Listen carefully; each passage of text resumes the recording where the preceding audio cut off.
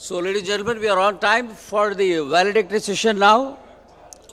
To commence the valedictory session, I'll invite the dignitaries to take the place on the dais. Mr. K. Mahalingam, President MMA. Mr. Shankar, Senior Vice President and Convention Chairman. Mr. S. Seetharaman, Chairman Super Auto Forge. Dr. Santrupt Misra, former Director Group HR Aditya Birla Group and the Chief Guest for the session.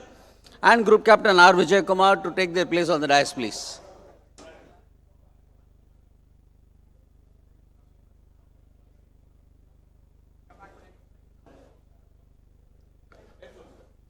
Once again, I'll read out the names. Mr. Mahalingam, President MMA. Mr. V. Shankar, Senior Vice President and Convention Chairman. Mr. S. Seetharaman, Chairman Super Auto Forge. Dr. Santrupt Misra, Chief Guest of the Evening. And Group Captain R. Vijayakumar.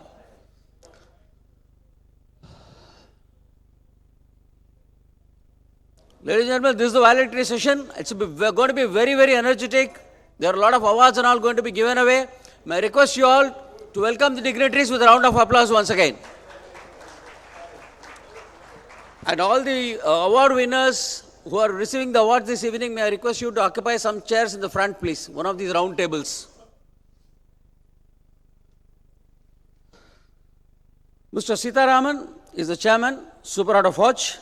May I have his AV, please.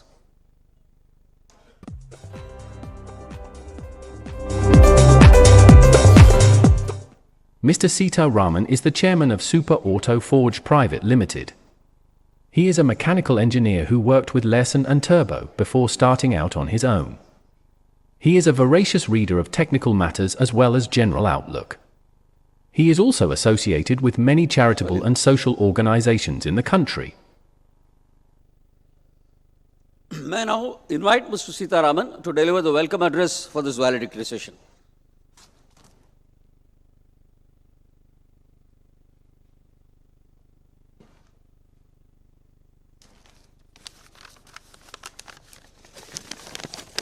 Good afternoon to all. It's my privilege and pleasant duty to be here for the valedictory session. We have had right from the morning very interesting sessions, basic manufacturing, cutting edge technologies, and then HR in the latest session. Very thought-provoking, different type of leaders, different type of thinking. I hope you all enjoyed the session and you'll be carrying a lot of messages back home, I'm sure. For the current session, I have pleasure in welcoming Dr. Santrupt Misra, former Director Group HR Aditya Birla Group, who has agreed to be with us in spite of his many other engagements. I thank you very much for coming here, sir. I also have pleasure in welcoming all the delegates, other press persons, media, and other members of MMA fraternity. I hope we'll have a very enjoyable session listening to Dr. Misra now. Thank you. About the awards, do you want to announce separately? Right. Thank you, Mr. Seetharaman. Now we have an announcement about the presentation of awards. I request Group Captain Vijayakumar to do it. Good evening, ladies and gentlemen. I know you're all end of the day, but it's a very, very proud moment for us. This is the award which is the most sought-after award as a part of the MMA annual convention.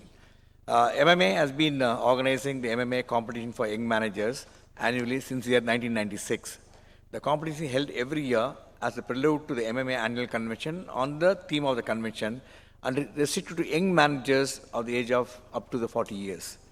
We checked that age certificate, then only we had let them participate. The MMA competition for the young managers is a platform for young managers to exhibit their talent, leadership skills, and thereby win recognition for their potential and exceed and excel and lead. The competition provides unique opportunities to young managers to demonstrate their knowledge, creativity, experience, and professional prowess to become leaders of tomorrow. That's the objective. We do lots of programs for the young managers. The competition for this year was held on 3rd of February as a prelude to the MMA annual convention. And the theme, what we did the competition is 2047, the New India Economy, Partnership and Growth. About 42 young managers took part in the competition from the corporate, took part in the competition. The panel of judges from the corporate and the management professionals evaluated the written as well as the oral presentation of the team and selected the winners. Now, may I request the Chief Guest, Mr. Santrupt Misra, please do step forward and do us the honor presenting the award. May I request other dignitaries to join our Chief Guest in presenting the award, please.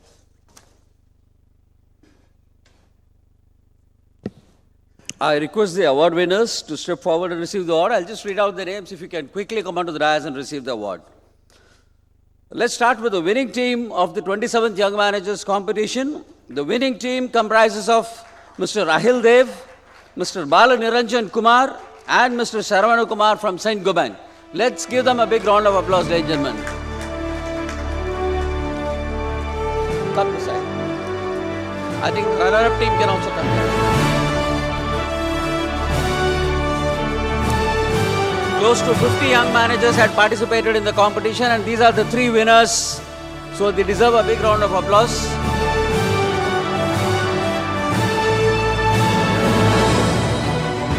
They have a cash award of 25,000 rupees and a trophy, certificate.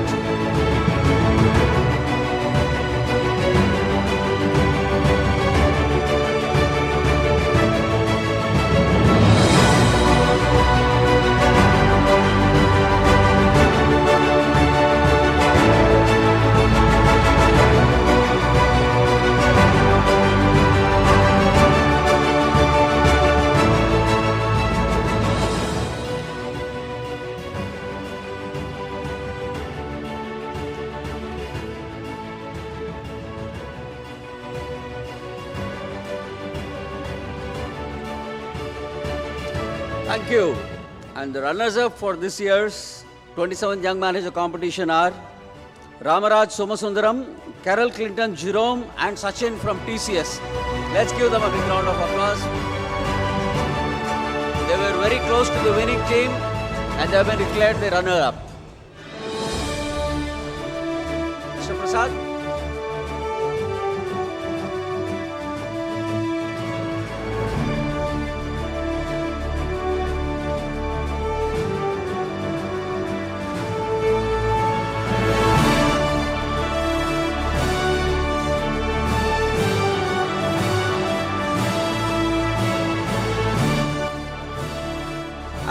Every year there is one best manager who's identified and selected from all the participants, and this year it is Mr. Prasad R from Addison and Company and Co. Please come, Mr. Prasad. Mr. Prasad is the proud winner of the Best Young Manager Award for this year 2024.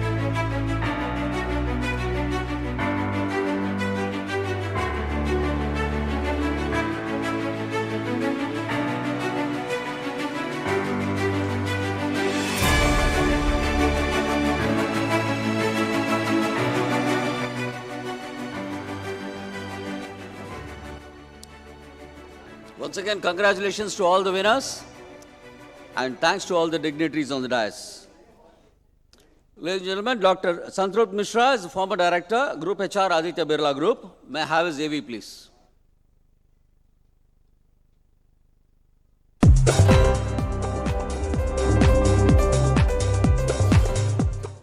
Dr. Santrupt Misra is the former director, Group HR of the Aditya Birla Group. He is also a director of the Aditya Birla Management Corporation Private Limited, chairman, National Institute of Technology, and independent director, ONGC.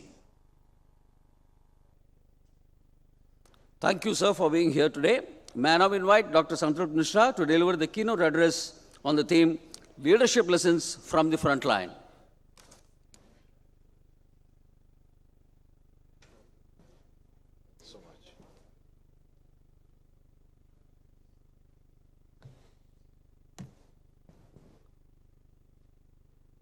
The President of the Madras Management Association, Mr. Mahalingam,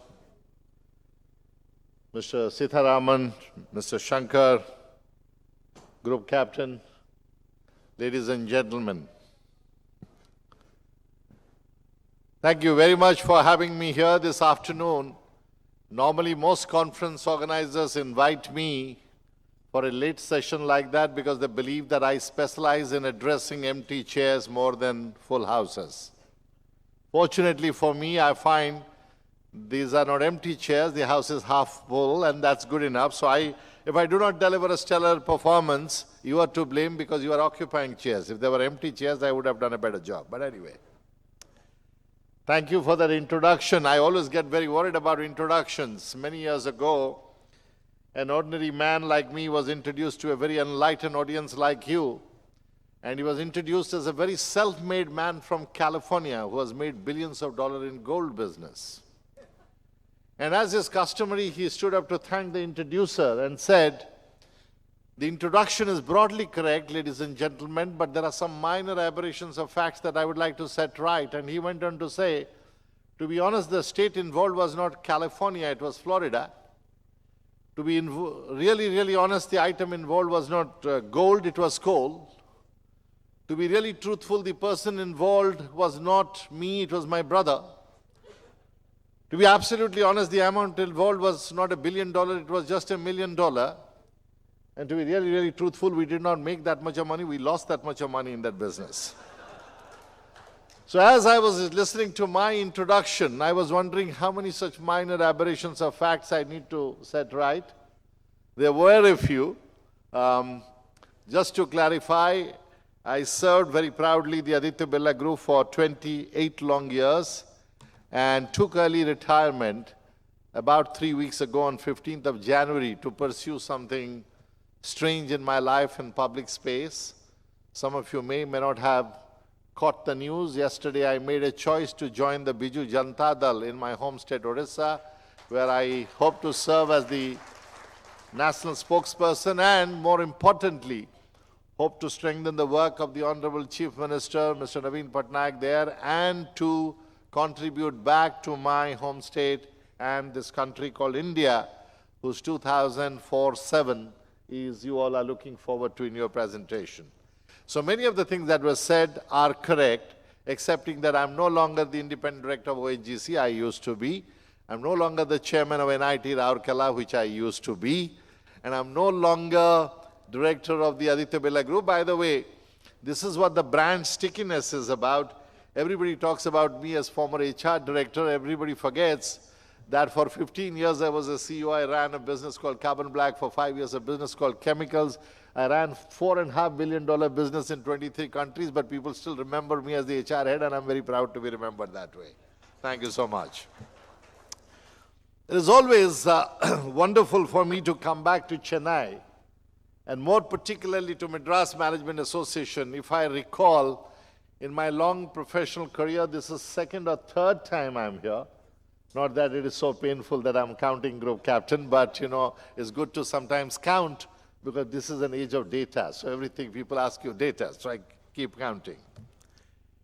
Now the reason I love to come back to Madras Management Association is because I always associate your institution with two things, that particularly when in the world businesses and institutions are failing, you have the distinction of keep the flag going and you keep on reinventing yourself and keep yourself contemporary, futuristic, relevant, thematic, so that you are able to attract so many people. More importantly, I believe that Madras Management Association has been on the front of thought leadership, which is likely to drive the world of future in which we will live, because it's all going to be about thought leadership, new thoughts, innovative thoughts. And thought leadership to me is all about asking or framing the right question. If you all go back and look at history, many of you I'm sure are science students or were science students sometime, unless there was a man called Newton who had not asked the question, why does the apple fall and go down and doesn't go up? A lot of inventions in this world would not have happened. And we take inspiration from the idea of apple falling and Newton asking the question. We realize that's the grain of thought leadership. The thought leadership lies in asking and framing the right question. And I always believe that Madras Management Association has been in the forefront of asking those big, thought-provoking questions that lead to thought leadership. And perhaps today, there are 3-4 acts of thought leadership you have done in the way you're running this particular conference. The first one is by creating an imagery or a vision of leapfrogging to the future. I do not know whether this is a leapfrogging of the imagination or literally leapfrogging to 2047. I would be very worried if it is physically, literally leapfrogging to 2047. With my experience of leapfrogging, if you do that, you either land on your back or on your feet and you sprain both of them in one way or the other. Whereas leapfrogging as a physical activity looks exciting, it may not be very advisable, not desirable, not perhaps impactful, maybe create an adverse impact on oneself. But it cannot be said that we should not be leapfrogging in terms of our vision and imagination as to what the future can be. But having said that, one of the questions, because I admire you so much for thought leadership, one of the most important questions to ask, therefore, about 2047. It is important that we are excited we will complete 100 years of independence. We're excited that we will be a big country, complex country, we'll be a successful country, economically advanced country, and I sincerely do hope that all of that happens in 2047. But the important question to ask is it about becoming 100 years important? Or is it about what kind of an economy, what kind of a society, what kind of a country we become in 2047? That is important. Because if you look at any human being, any institution, if you survive long enough, you can become 50 years, 75 years, 100 years. Just because you reach a certain milestone in terms of number of years doesn't make you great. What makes you great is, what have you done in those 100 years? What have you achieved in those 100 years? And when you reach that destination milestone of 2047 or any other date for that matter, what kind of a country and society we have built? So when we look at 2047, there are two ways to ask the question. What will India become in 2047? Or what would we all like India to become in 2047? If the two converge, it's a great thing. But unfortunately, the two do not converge all the time. So therefore, what is important for us as a management association, as people who are leading businesses, institutions, other people and teams, is to ask the question, what would we like to happen in India in 2047? Where is India likely to land up in 2047? Is there going to be a gap between the two? How big is the gap going to be? And therefore, what we can do about it? If we look at 2047 simply in quantitative terms, you can always claim we'll be a 7 trillion, 10 trillion, 8 trillion economy. My colleagues from McKinsey will give you good numbers about at certain rate of growth where India will land up being. What will be the CAGR of Indian growth rate? What will be the composition of particular economy and all of that? But if we land up with those numbers given by McKinsey or their competition or colleagues and friends, I'm not taking your competition's name, you should pay me a fee for that, yeah? But assuming we land up with those numbers that they project for us, but we also land up in that situation that there is a larger income inequality. There are a larger number of urban poor in India in the way San Francisco has gone or New York is going today. Would we be delighted to see that India of 2047? And if we would not want to be there, then how do urban administration, municipal corporation, governments, how do they need to function? And how do we need to partner between private sector and public sector? How do we partner between or target our CSR spend and other things to make sure that the India of 2047 simply does not celebrate certain accounting numbers, certain financial numbers, but truly is a celebration of human life, truly celebration of a civilization that has been around for thousands of years, truly is marching ahead in terms of Human Development Index and many other indices that would truly reflect what we have achieved as a free country in 100 years. Even today, when you look at the Human Development Index, we can criticize it, we can disagree with it, whatever. India seems to feature at 132, if I remember, in a total list of 191 countries. Even Sri Lanka and Bangladesh, two of our neighbors, are ahead of us. Two of our neighbors who are behind us are Myanmar and Nepal. We can always find out few people who are behind us and feel happy about it. The question is, does that Human Development Index matter to us? Even if we quarrel with the numbers, the methodology, etc., which we have always right to do so, it may jump from 132 to 118 or 107. Does that still make us happy that in a list of 191 countries, a country of India's vintage, size, a surviving democracy, a country that has made several transitions through different challenges, would it make us happy to see that we are at 107 or 110, even if we dispute 132? Now the question is, do we have a vision for India in 2047 as to where would we see India in terms of Human Development Index? Would that be 50, 40, 35? I do not know. And until management associations of this kind, bringing corporate thought leadership with public leadership, you had a senior civil servant, Ms. Mahajan, today or yesterday, today earlier in the morning, in your session I saw, unless you bring thought leaders from different walks of life to imagine India of 2047, more in qualitative terms, where quality of life, the equity in society, carrying different sections of society together, development being balanced, inclusiveness in that development, all of this we achieve. The two leapfrogging would be simply accounting economic numbers, and the question whether we should remain delighted about it or not is a second question. I have been asked to a little bit talk about lessons from the front line. I was a little confused on the subject. Is it lessons off the front line or lessons from the front line for the leadership?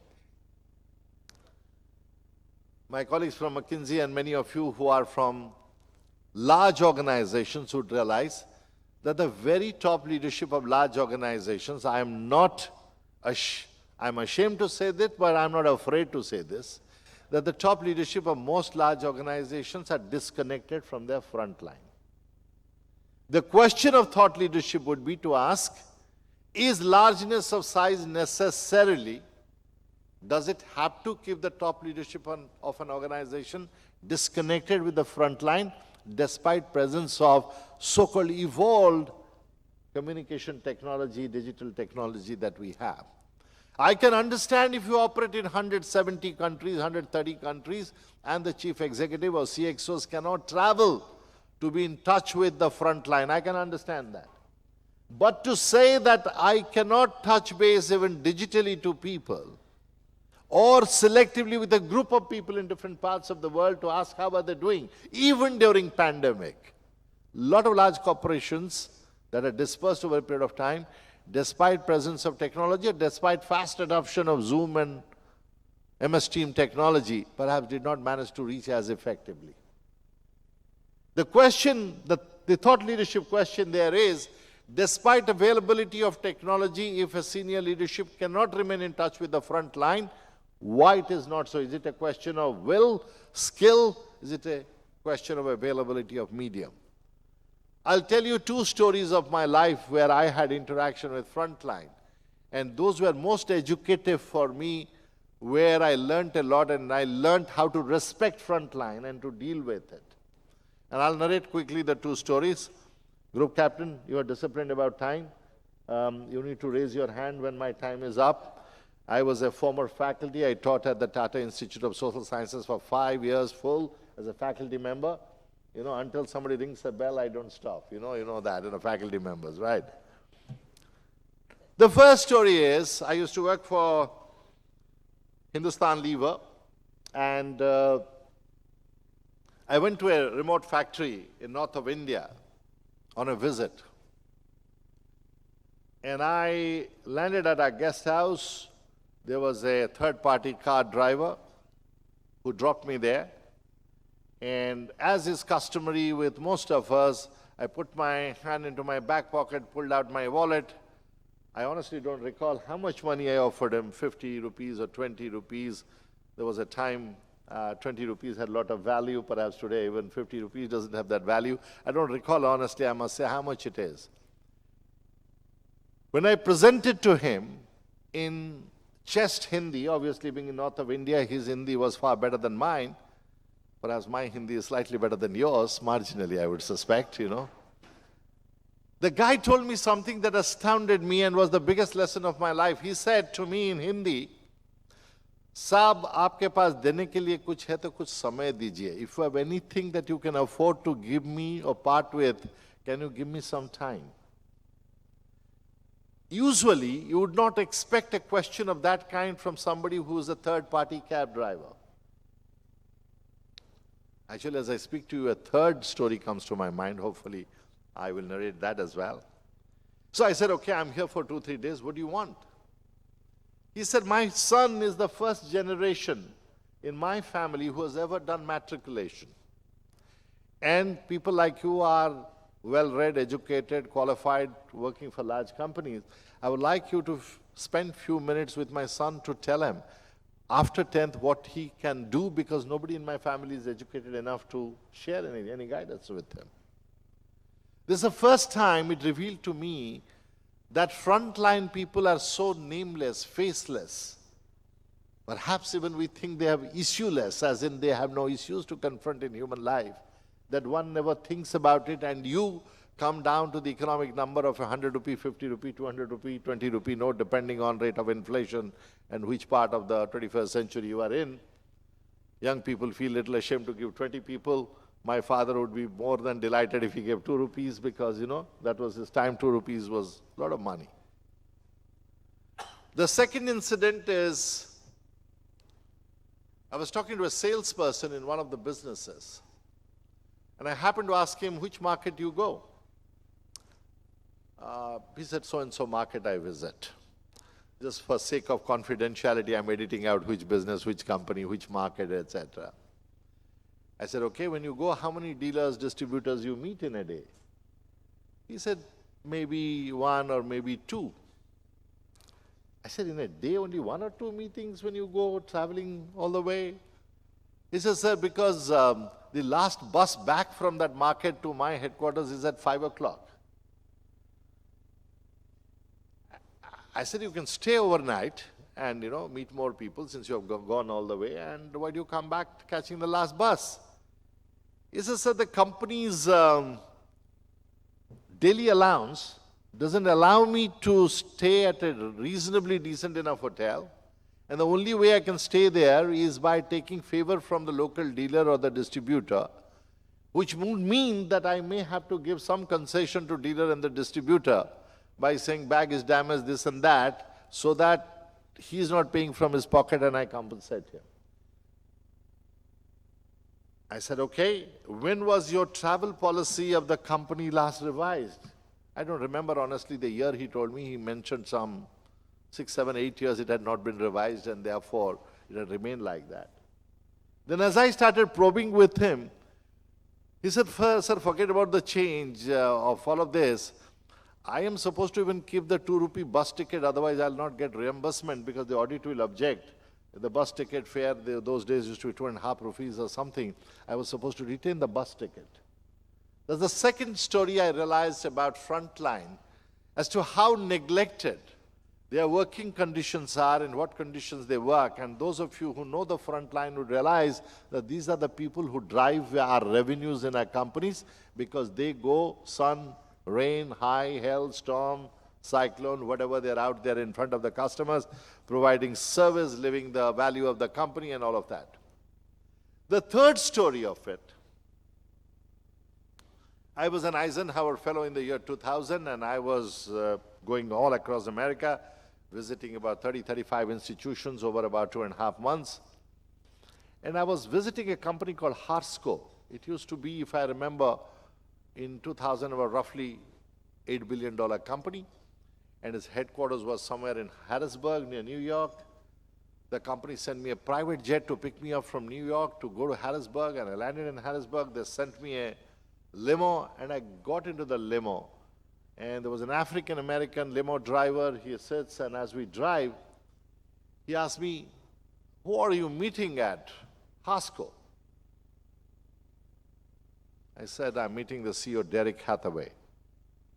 So the limo driver tells me, "Oh, Derek, a great chap." I thought that was the best practice, that limo drivers give appraisal to CEOs of local companies in that city or something like that. I thought, okay, maybe that's a latest American practice of limo drivers giving appraisal to local CEOs, but anyway, he dropped me.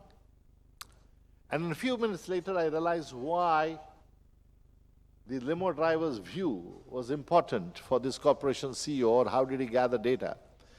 As I walk up the steps of the company and go to the reception and ask the receptionist, "My name is so-and-so, I'm an Eisenhower Fellow, I'm here to meet so-and-so," before I could finish my sentence, a voice says at the back, "Hi, Santrupt, this is Derek Hathaway, welcome to our company." Anyway, I go meet him, talk around, and I go for lunch with him, and he has in his office, in the dining table, an American flag, an Indian flag, and he gives me a menu. I look at the menu and my eyes pop out. It says Indian dishes, paneer butter masala, chicken tikka, whatever. He says, "I saw your schedule that you have been crisscrossing US. You must be fed up of American food. We have a great Indian restaurant nearby, so I ordered some Indian food for you." Now I realize why the limo driver said Derek is a great chap. Here is Frontline again. How the company exposes to the Frontline can build the brand of the Frontline. As Indian economy grows 7, 10, 8 trillion, whatever we become, and God, I hope and pray we become as big as it is possible. The question is, the Frontline people, they are going to expand exponentially, because every retail store opened, every gas station opened. The logistics, for example, imagine. As India explodes in terms of economy, how logistics will grow. And if you look at logistics as an industry, what logistics is an industry? Often an asset called a large truck is given to a semi-skilled to highly skilled driver, with who we call as a attendant or a cleaner. And they carry consignment of a customer from one point to another, fully empowered and trusted. And remember, GPS is the latest addition to the trucks.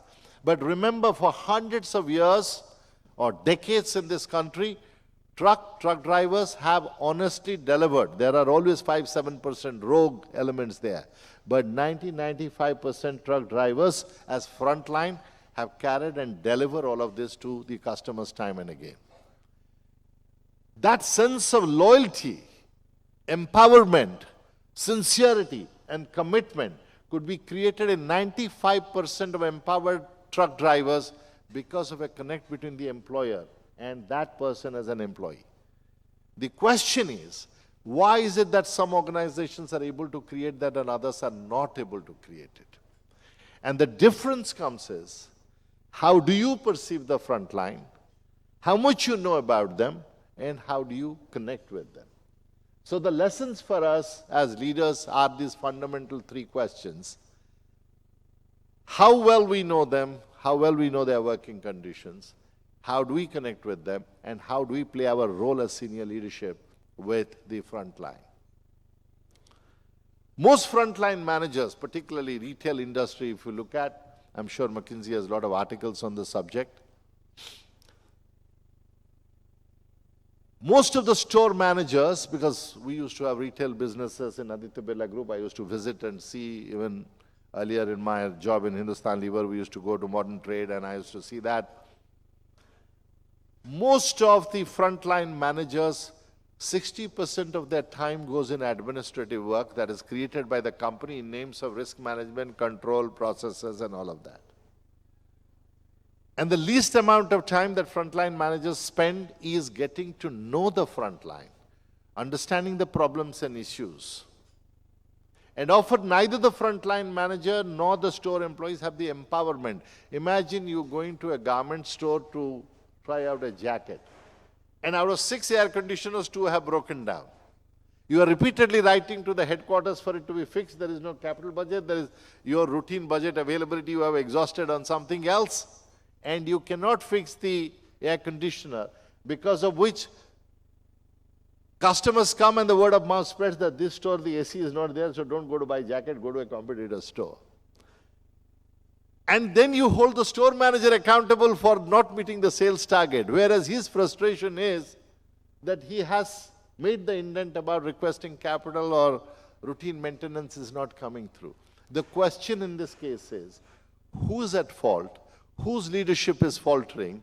Who is not caring enough about the front line? We ask the front line in rah-rah sales conferences to go out and win the world. But we never ask the question, I want you to win the world, but to win the world, how can I help you and serve you to go out there to win the world? What do you need? And the problem of leadership lesson is that it is not about setting the vision, setting the strategy, but asking that where the rubber meets the road, how exactly I as a senior leader can play that meaningful role to engage with my front line, to spend time to understand what exactly is troubling you. These are people who arrive the first to open the stores or clean the restaurant, depending on the context of the front line that you are talking about. Think of your housing societies, your condominiums, its watchmen. What all of us educated people, we employ watchmen in our various establishments. What kind of working conditions in which they work? Uniform changes, etc., etc. Frontline, whenever we see multi-million-dollar, hundreds of crores of bonus payout to senior managers, simultaneously you find that frontline salary has declined. Wage bill in India for frontline, I was told, in last 2 years has declined by 4.3%. When inflation is 7 and 8%, and the wage bill is growing, decelerating by 4%, how do you expect the front line to remain motivated to drive and deliver your great purpose statement?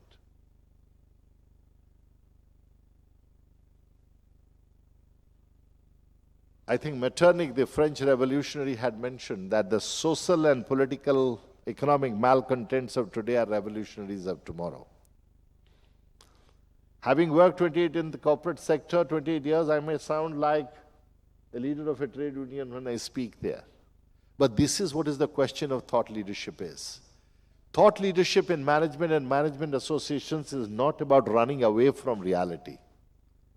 Thought leadership is about embracing reality, asking tough questions of ourselves and finding answers to that. Indian economy, if at all falters, it would be because of poor productivity. And poor productivity, if is happening, it would be on account of the fact that the front line remains lowly productive. And it will remain with less productivity in the front line because we as senior leadership have not paid adequate attention to how this engine of economic growth and productivity can drive and deliver to create significant rate of growth of 8%, 9%. Okay, Indian consumer may have purchasing power. They may buy from a certain point of time. But I think this section of society will struggle with nutrition, with healthcare, with poor working conditions, unless we all in organized sector care enough, think enough, and feel accountable enough to go and figure out how do we make this significant part of our workforce more productive to keep India competitive. When we talk about India as a powerhouse of exports, the exports happen because people on the front line in many ways working, those who are working in the ports and docks to load the vessels that are coming, the containers that are coming, the truck drivers and their associates who are carrying it all the way to the ports. That entire supply chain, I saw Rahul Maman perhaps talked about the supply chain issues in a 1 trillion economy this morning in your program, I saw. But simply creating large corporations, glitzy corporate offices, fancy factories, great digital neon signing boards is not going to make India competitive, not going to make this supply chain effective. At each point in time, these people who work in very non-standard working environments, we sit here in a standard working environment. Even in this hotel that we are sitting and working today, the hotel staff also have a separate entrance. The hotel staff have a different food arrangement. But still, that is a more standard environment compared to many other frontline people who are supporting a developing or rapidly developing economy like India, where we need to bring in. Today, we often hear about retail trade, even in IT, ITES, backroom services, sometimes resistance, sometimes blow-ups. We read that about Western large companies as well. But these are questions that we need to fundamentally ask, that how are we holding senior leadership, middle management, and the frontline managers accountable? How are we training them, developing them? What is their role there? Are they command and control managers of yesteryears, or are they human connectors who are playing their role very differently to relate to the challenges of this frontline? I hope that Madras Management Association will continue to focus on these big questions that will make India stronger, better, economically more efficient and productive. I hope each one of you who have spent your valuable time for this whole day today listening to different speakers, different subjects, will go back thoughtful and reflective. One of the biggest challenges of Indian management today, to my mind, is how to make senior leaders, middle managers, and all of us more reflective about questions and more reflective about our experience. We are far too often too obedient, too subservient, too compliant to simply go and rush into execution mode to say that top management will give a strategy and I have to go and do it. But unless each level of management learn to ask questions, learn to feedback, and learn not to just ask questions, but learn to ask uncomfortable questions, questions that make other people start thinking, then I think the whole purpose of our existence as educated, well-informed managers will not be justified, nor management associations will be justified. I hope we will go back thoughtful on all these aspects. Thank you very much for having me today.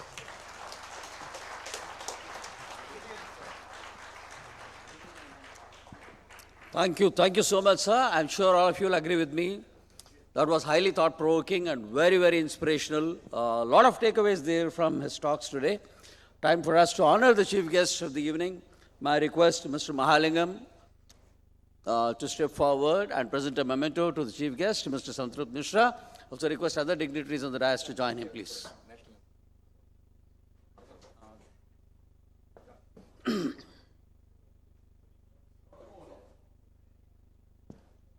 Thank you so much, sir. Thanks. That was, ladies and gentlemen, a big round of applause to this gentleman who came all the way. Talked so much about the importance of top leadership, which needs to be connected to the front line. I think that was a message well taken by all of us. Thank you so much.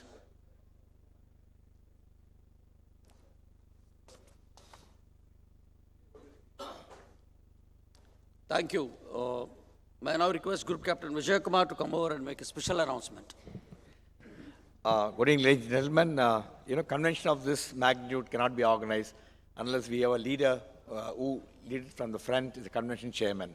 he put together. We have been working on this for the last 4 months and regular meetings, identifying, discussing with McKinsey, getting identified for sponsors, so many issues which one person takes responsibility is the chairperson of the convention committee.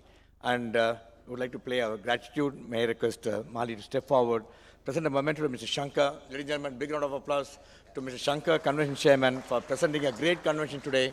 I'm quite sure we enjoyed presenting as much as you all enjoyed it.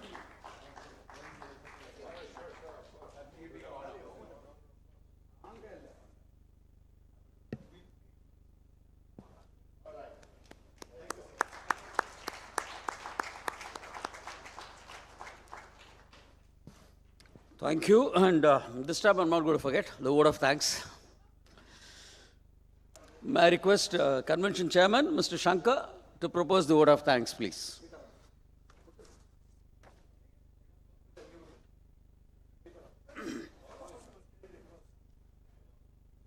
Big round of applause. That's the green memento given to us by Sankalp Taru, presenting to Mr. Seetharaman as well.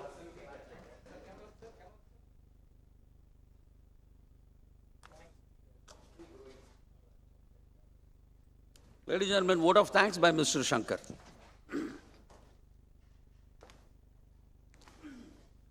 Ladies and gentlemen, the first set of people I need to thank are you, the audience, here and online, for patiently listening to this event through the whole day. Thank you. You know, I had heard a lot about Mr. Misra from my erstwhile colleagues at Levers and lots of friends that I have in the Birla group. And not any conversation I had was filled with awe for him.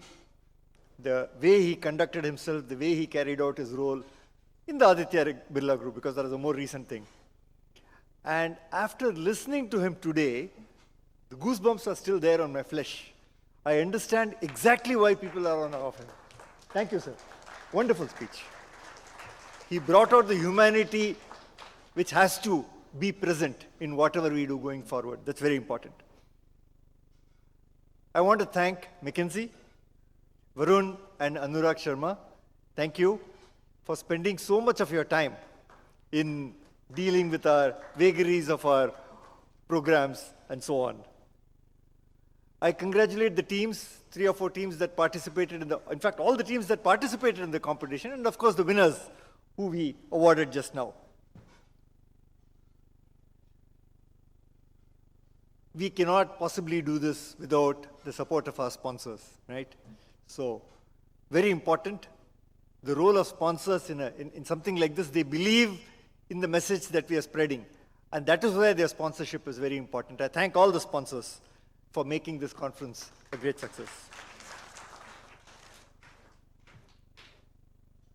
I thank the managing committee of MMA, but specifically wish to thank Malingam, our president. He, as somebody pointed out earlier, he is the LinkedIn of Chennai. Any speaker, any resource that we want access to is just one step away from Mali. And but for his unceasing toil, I think half the speakers in this conference would not have materialized. So thank you, Mali. Thank you, everybody else in the committee. I thank all of you, hopefully who've been patiently watching this online from beginning till end, or if you was part of it, okay, thank you for that as well. I want to thank the Taj. I want to thank the facilities, all of which have their own little contributions to making this a success. And finally, but most importantly, Mr. Vijayakumar, please stand up. You deserve a really huge round of applause. And the entire team. Come, all of you. Venkat.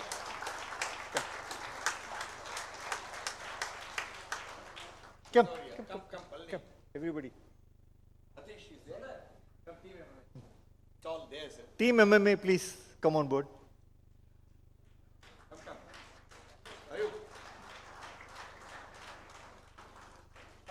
To organize 2 events a day on the average is amazing. It is, just to organize this one event, I know that, what we all went through. And they do this twice a day, every single day of the year. Imagine. Big hand.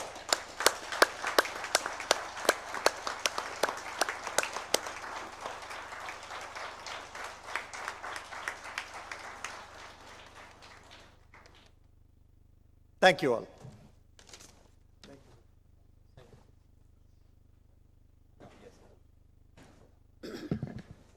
Thank you, Mr. Shankar, for this very nice gesture.